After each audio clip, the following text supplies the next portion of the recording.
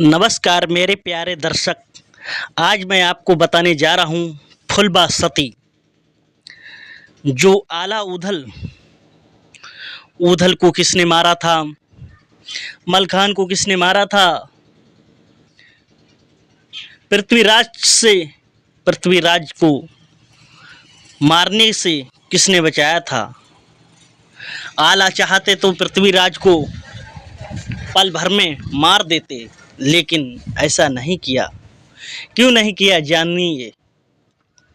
आज मैं आपको पूरी ये आला उधल की कहानी सुनाने जा रहा हूँ। उसे ध्यान से सुनिए, फुलबा सती की।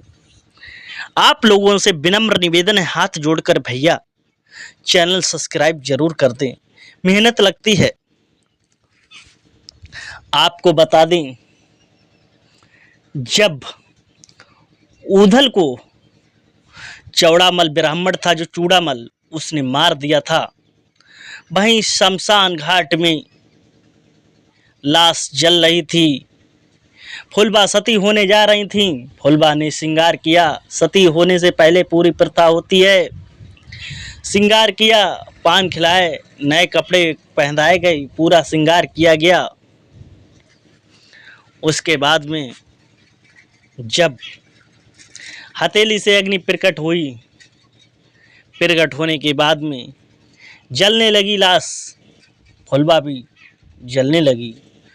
उधर क्या होता है, पृथ्वीराज की सेना फिर से आती है चूड़ामल, और चूड़ामल को बहुत ही घमंड था। ललकार के आला से कहता है, आला अपने भैया की लाश यहाँ से ले जाओ, अब मैंने ये राज्य जीत लिया है, यहाँ से अपने यहाँ ले जाओ। दोस्तों, आला से बार बार कहता है। आला प्रणाम करते हैं चूड़ामल को, कहते हैं भैया मुझसे कौन सी गलती हो गई, लेकिन चूड़ामल नहीं मानता है। धीरे धीरे ऐसे ही विरोध बढ़ता गया। चूड़ामल को घमंड था, क्योंकि आला को जो चूड़ामल था उसके पास महल पहुंचता है, कहता है आला के पास लड़ने के लिए अब कोई नहीं रहा है, अब यही मौका है, आला को भी पछाड़ दो। भाई साहब, उस समय की क्या बीत रही होगी। एक तरफ अगर किसी की लाश जल रही हो आपके भैया की, उधर कोई कहे यहाँ से लाश हटाओ, जलती हुई लाश को कौन हटा लेगा। दोस्तों, आला को एक तो गुस्सा, आला कहते थे अब छोड़ो सब कुछ, परिवार तो नष्ट हो ही गया। गुस्सा आ रहा आला को। आला ने कहा, चूड़ामल समझ, पहले देख, सिरसा से तुझे मलखान ने आदमी से नारी बना लिया, तेरी नाक छिदवा दी, तेरे हाथों में चूड़ियां पहना दी, तूने क्या मेरे बाल उखाड़ लिए। दोस्तों, आला कह रहे तब तूने मेरे बाल नहीं उखाड़ पाए, अब तू क्या कर लेगा। भाई साहब, जैसे ही बार बार चूड़ामल ललकार रहा है, आला को गुस्सा आ रहा है धीरे धीरे, लेकिन करें तो क्या करें। आला ने तुरंत वीर सिंह राजा थे, वीर सिंह से कहा पकड़ो इसे। वीर सिंह राजा भैया उठा, तुरंत वो उसके लिए चूड़ामल को पकड़ने के भागा। चूड़ामल पीछे हटा। फिर दोस्तों, इसी पे नहीं थमी, वो पीछे हटके फिर से दहाड़ने लगा। उतने पे क्या होता है दोस्तों, आला का जो रूपन बाड़ी था वो लड़ाई में सक्षम था, अकेले हजारों योद्धा पर भारी था। कहते नहीं हैं युद्ध की भूमि में बड़े लड़ैया महोबे वाले, एक को मारे दुई मर जाएं, तीसरो खौफ खाए मर जाए, नीचे मरे ऊपर मरे, ये है सुरमा महोबे वाले। दोस्तों, जब रूपन बारी आया, उसने चूड़ामल को लड़कारा, जब खन तलवार उठाई, एक के एक मार तलवार से हजारों की संख्या में उसने अकेले ही, बताया जाता है 1562 की कोई गिनती नहीं, उसने कितनी सेनाओं को अकेले ही पछाड़ दिया। जब अकेले पछाड़ दिया भैया, चूड़ामल ब्राह्मण था, वो अब भी बाज नहीं आ रहा था अपनी हरकत पर, लेकिन आला क्षत्रिय थे, उन्होंने कहा ये ब्राह्मण के ऊपर हाथ उठाना शोभा नहीं देता है, हाथ उठाना, इसे मारना भी दुश्वार है, ब्रह्म हत्या लगेगी। लेकिन उनके सामंत, उनके मंत्री जो मांडलिक आला के मंत्री थे, उन्होंने कहा जो ब्राह्मण हुआ तो क्या हुआ, ब्राह्मण तो रावण था, वो तो त्रिलोकीनाथ स्वयं क्षत्रिय थे, उन्होंने तो रावण को भी मारा था, क्योंकि रावण तो अत्याचारी था। यही पर नहीं, देखिए अर्जुन ने तो द्रोणाचार्य के ऊपर भी ऐसे ऐसे जब कठोर वचन कहे, आला को समझाया, आला ने ललकारा कि सुन। अब भाई आला तुरंत उठे, आला और चूड़ामल का घनघोर युद्ध होने लगा। आला को चूड़ामल को गर्दन काट कर, जब तक 5 गर्दनें बड़े बड़े सामंत की, पृथ्वीराज के सेना के, जिसने मलखान को मारा था, उसकी 5 लोगों की गर्दन काट कर उसी चिता में डाल नहीं दी, तब तक आला को चैन नहीं आया। अब आपको बता दें मलखान को किसने मारा था। मलखान को एक भूरा नाम का मंत्री था, उसने मारा था दोस्तों। क्योंकि जब मलखान मरे थे तो आला को पता लग गया था कि अब पूरे परिवार का समय आ गया।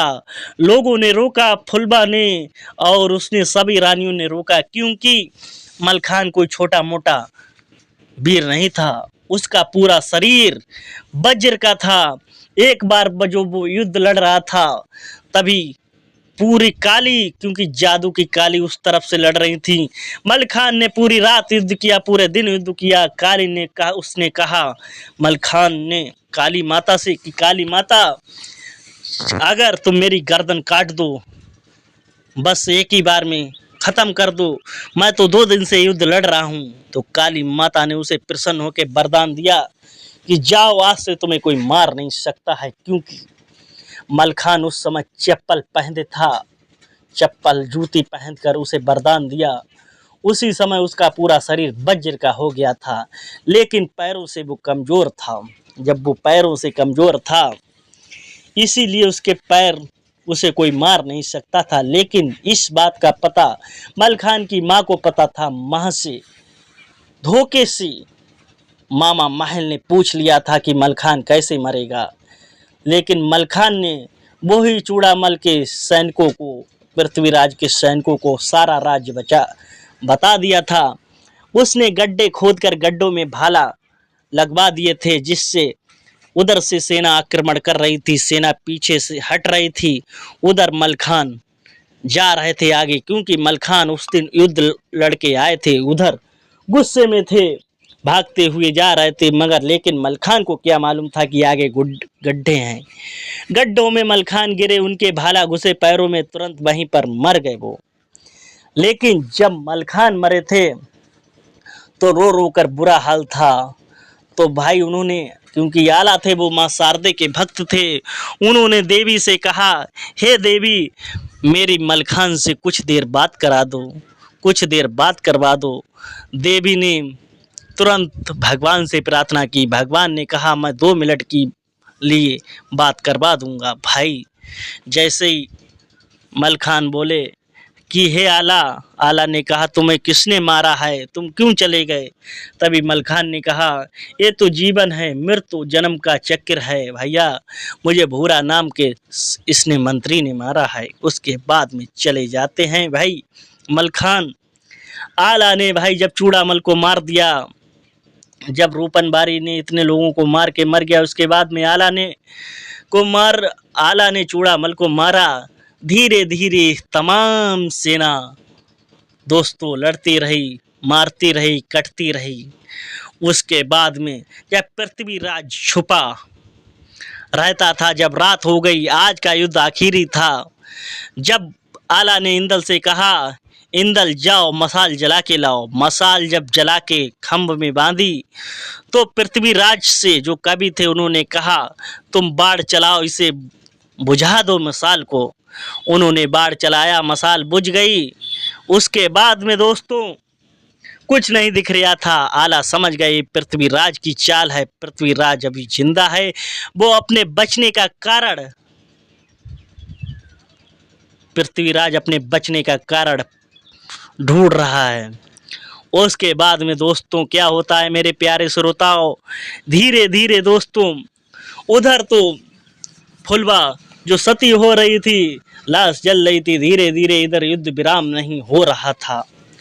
अब भैया सुनो के ध्यान से बात, जब पृथ्वीराज ने भी बाण धनुष बाण उठाया, क्योंकि वो दुर्योधन का अवतारी था, इधर आला ने माता शारदा का दिया हुआ जो खड़ाऊ था, खड़ा एक खंबा जैसा था, एक शक्ति, वो कभी प्रयोग नहीं की उन्होंने, क्योंकि वो ज़्यादा शक्तियों का प्रयोग नहीं करते थे।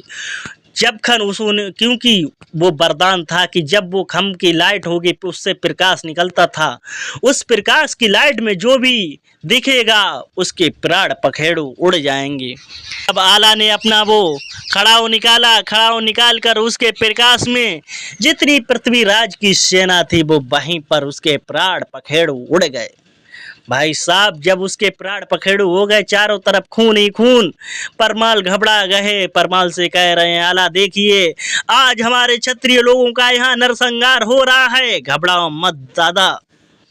अब धीरे धीरे दोस्तों जब पृथ्वीराज ने बाण उठाया और ऊधल की भुजा में लगा, जब जो सॉरी भैया आप लोगों से माफ़ करना जरा, जब पृथ्वीराज ने बाण चलाया तो वो बाण आला की भुजा में लगा, हाथ में लगा।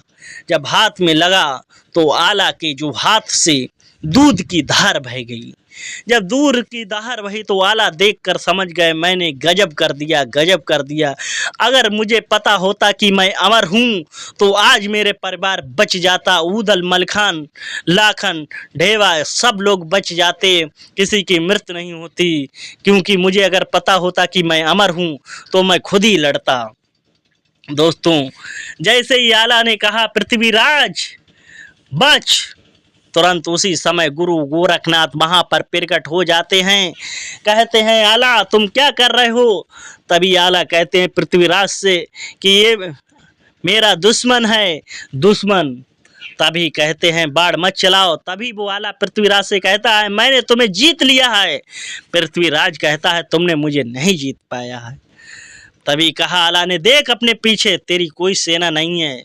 दोस्तों उसी समय पृथ्वीराज भी कहा गोरखनाथ ने ये राजा है, इस पे बाण मत चलाओ, इसे जिंदा रहने दो। दोस्तों क्योंकि पृथ्वीराज को उस समय छोड़ दिया था और गुरु गोरखनाथ आला को लेकर सीधा चले जाते हैं नाथ पंथ की उपाधि दिलवा के, और आला आज भी अमर हैं। उधर भाई फुलबा सती हो जाती है उधल, और उसके बाद में ऐसे ऐसे युद्ध हुए, चूड़ामल ब्राह्मण को पछाड़ा आला ने। अब भैया सतना में जो गुरु गोरखनाथ ले जाते हैं, सतना में मैहर देवी का मंदिर है, जो मध्य प्रदेश के सतना में मैहर देवी, वहाँ आज भी आला पूजा करते हैं। जब मंदिर के कपाट बंद हो जाते हैं, सुबह ताजी अगरबत्ती धूपबत्ती लगी होती है, पूजा सामग्री होती है, ये लगता है अभी पूजा हुई होगी। कहते हैं अगर आला को आज भी पता होता कि मैं अमर हूँ उस समय, तो आला अपने भाइयों को मरने नहीं देते। दोस्तों क्योंकि हमारे वीर योद्धा थे, जैसे देखिए आपको कैसे आला और इंदल। अब बात आती है उधर, आला चले जाते हैं उधर गुस्से में आकर। आला का जो लड़का था इंदल को आया गुस्सा। इंदल ने देखा कहाँ है मामा महल। जब मामा महल को ढूंढा, मामा महल से कहा मामा तुमने बहुत चुगलखोर कर मेरा परिवार नष्ट करवा दिया, मैंने तुम्हारा क्या बिगाड़ा था। मामा महल तुम्हें क्या मिल गया, तुम अकेले ही राज्य करना चाहते थे, सब पे लो आज राज्य कर लो। जैसे इंदल ने अपनी तलवार खींची और मामा महल को मारी, मामा महल के वहीं पर प्राण पखेड़ू कर दिए। दोस्तों इसीलिए मामा महल को इंदल ने मारा था। अगर आपको ये छोटी सी मेरी आला उदल की कहानी अच्छी लगी तो लाइक शेयर चैनल को सब्सक्राइब करें। जय हिंद, वंदे मातरम।